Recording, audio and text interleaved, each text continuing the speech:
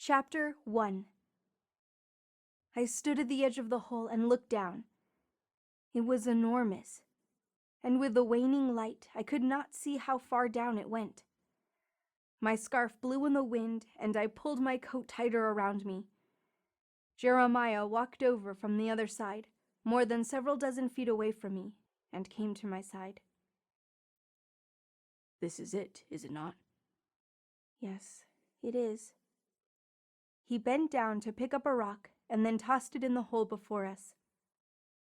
The rock fell out of sight within seconds, and we could not hear its hitting the ground.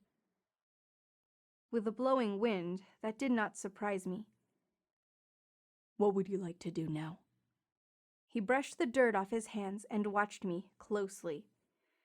I hid my feelings well from him, pushing them down deep. "I don't know yet. I need time to think." "Maybe—" "Don't say it." I cut him off and turned away from the hole in the ground. "Cinder, please listen."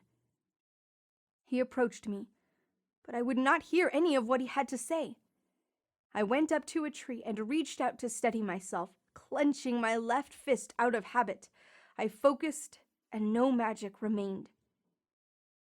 I could not sense Phoebe, or even know if she still lived. I only had my mother's instinct to guide me, and so far, it had not served me well.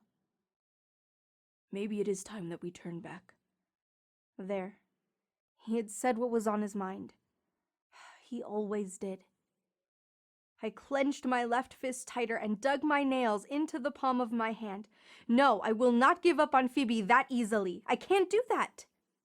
"We have traveled across the ocean and spent months searching for this spot, and now there's nothing here." He pointed out at the large hole in front of him. "Nothing has been here for a long time. The trail is cold. There is nothing for us here." I need some time to think. I turned away from the tree and walked back to the edge of the hole, and in frustration I kicked some dirt into it. "He is no longer here." But how is that possible? How could he have escaped? I closed my eyes and took a deep breath. If I thought it would help, I would jump down into the hole and chase after him, but there were no guarantees. I remained quiet a moment or two more, and then turned to him. His beard, thick and unkempt, had some gray in it, and not just from the snow. "What do you think we should do?" "We go back to Europe and face Bonaparte." "I will not give up on her." He edged closer to me and shook his head. "I did not say that. We go back and join the war and defeat the Emperor." "That is what he wants me to do. He wants me to come to him." "But why stay here where there's no answers? The Emperor is returned and his enemies need our help. If he's defeated, then we can make him tell us where Phoebe is. It is the only way." I could see his point. I don't disagree.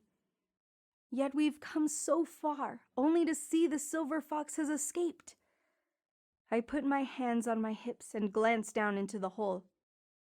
I thought the silver fox was my best chance to find Phoebe quickly.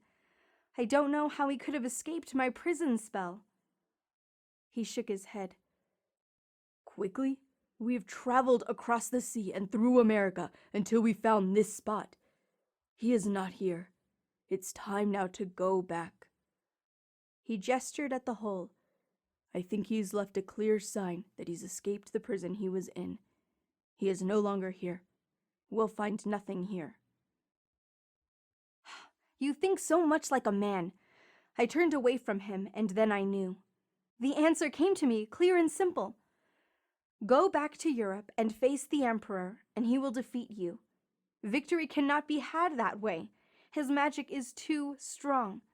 Trust me, it is what he wants so desperately. He wants to meet us on the battlefield where he is invincible. Standing around here looking at a hole in the ground will not get us anywhere. We should go. Go back to Europe if you must.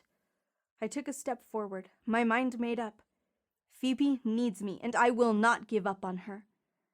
Jeremiah stared at my feet and then looked back up at me.